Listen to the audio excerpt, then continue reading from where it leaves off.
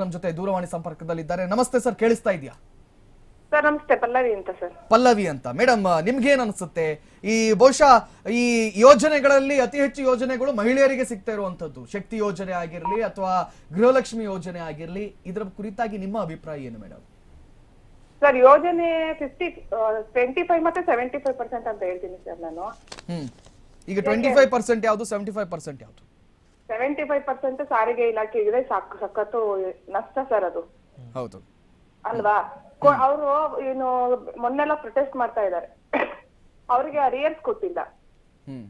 Driver duty ಮಾಡ್ತಾರೆ, ಅವ್ರಿಗೆ ಅದೇ ಸೌಲಭ್ಯ ಇರೋದಿಲ್ಲ. ಅವರು ಮನೆ ಫ್ಯಾಮಿಲಿನೆಲ್ಲ ಬಿಟ್ಟು ಬಂದು ಡ್ಯೂಟಿ ಮಾಡಿರ್ತಾರೆ ಅಲ್ವಾ ಸರ್? ನೈಟ್ ಹಂಟ್ಗಳಲ್ಲಿ ಅವ್ರು ಬಸ್ಸಲ್ಲಿ ಮಲಗ್ತಾರೆ. ಚಳಿ, ಮಳೆ, ಗಾಳಿ. ಬಸ್ ಸ್ಟ್ಯಾಂಡ್ ನ ಅಭಿವೃದ್ಧಿ ಪಡಿಸ್ಲಿ, ಒಂದ್ ರೆಸ್ಟ್ ರೂಮ್ಗಳು ಕಟ್ಲಿ ಅಲ್ವಾ ಸರ್?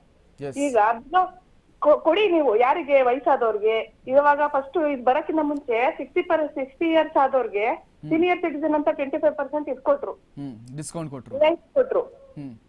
ಇವಾಗ 50% ಕೊಡಿ ಹಿರಿಯ ನಾಗರಿಕರಿಗೆ, ಬೇಡ ಅಂತ ಹೇಳಲ್ಲ. ಆಮೇಲೆ BPL ಕಾರ್ಡ್ ನ ಅಲೌ ಮಾಡಿ. ಯಾರಿಗೆ ಕೊಡ್ಬೇಕು? 1 ಲಕ್ಷ ರೂಪಾಯಿ ಸಂಬಳ ತಗೊಂಡವ್ರು ಫ್ರೀ ಆಗಿ ಹೋಗ್ತಾರೆ, ವೀರಾಂಗುಲಿ ಕೆಲ್ಸಕ್ಕೆ ಹೋಗೋರು ಫ್ರೀ ಆಗಿ ಹೋಗ್ತಾರಲ್ವಾ ಸರ್?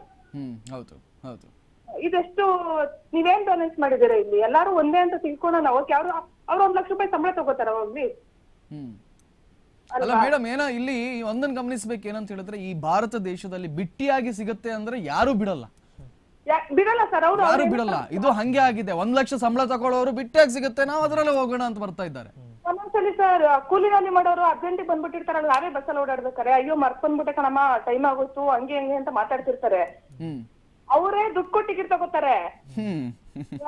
ಇವರೆಲ್ಲ ಅಚ್ಚುಕಟ್ಟಾಗಿ 1 ಲಕ್ಷ ರೂಪಾಯಿ ಸಂಬಳ ತಗೊಂಡವರೆಲ್ಲ ಆರಾಮಾಗಿ ಅವೆಲ್ಲ ತಗೊಂಡ್ ಬಂದಿರ್ತಾರೆ.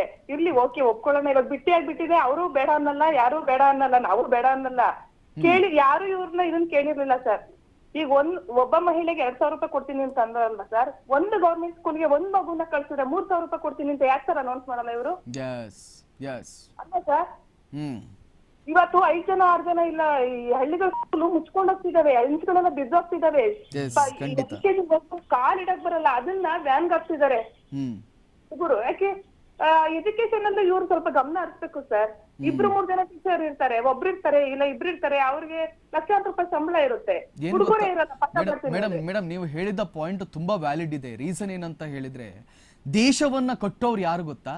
ಈ ವಿದ್ಯಾರ್ಥಿ ಸಮೂಹಗಳು ದೇಶವನ್ನ ಕಟ್ಟೋರು. ಕೆಲ್ಸಕ್ಕೆ ಹೋಗುವವರು ಅವ್ರು ದುಡಿತಾ ಇರ್ತಾರೆ, ಅವ್ರ ದುಡಿಮೆಯಲ್ಲಿ ಹೋಗ್ತಾರೆ. ಇವತ್ತು ಉಚಿತ ಬಸ್ ವ್ಯವಸ್ಥೆಯನ್ನ ಎಲ್ಲರಿಗೂ ಕೊಡೋ ಬದಲಿಗೆ ಸರ್ಕಾರಿ ಶಾಲೆ ಮಕ್ಕಳಿಗೆ ಕೊಡ್ಲಿ ಉಚಿತ ಬಸ್ ವ್ಯವಸ್ಥೆಯನ್ನ. ಒಂದೊಂದು ಶಾಲೆಯಲ್ಲಿ ಒಂದೊಂದು ಬಸ್ ಅನ್ನ ಉಚಿತವಾಗಿ ಕೊಟ್ಬಿಡ್ಲಿ, ಅವ್ರ ಪಿಕಪ್ ಅಂಡ್ ಡ್ರಾಪ್ಗೆ. ಹೌದು ಸರ್, ಅದನ್ನ ಮನ್ಗಾಣ್ಬೇಕು ಸರ್ ಸರ್ಕಾರ. ಇದೆಲ್ಲ ಬಿಟ್ಬಿಡ್ಬೇಕು ಸರ್. ಈ ಉಚಿತ ಅದು ಇದು ಎಲ್ಲ ಎಂತ ಇಲ್ಲ. ಅವ್ರ ವೃದ್ಧಾಪ್ಯ ವೇತನ ಕೊಡ್ತಾರೆ ಸರ್.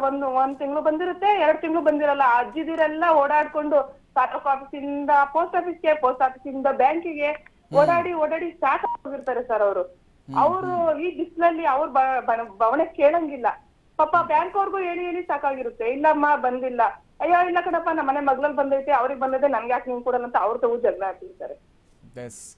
ಖಂಡಿತ ಪಲ್ಲವಿ ಮೇಡಮ್, ತಮ್ಮ ಮಾತುಗಳಿಗಾಗಿ ಧನ್ಯವಾದವನ್ನು ಸಲ್ಲಿಸ್ತೇನೆ. ತುಂಬಾ ವ್ಯಾಲಿಡ್ ಪಾಯಿಂಟ್ ಗಳನ್ನ ಅವರು ಹೇಳಿದ್ರು ಮಲ್ಲಿಕಾರ್ಜುನ್. ಯಾಕಂತ ಹೇಳಿದ್ರೆ, ಇವತ್ತು ಎಲ್ಲರೂ ತಗೊಳ್ಳುವಂಥದ್ದು ಸರಿಯಲ್ಲ.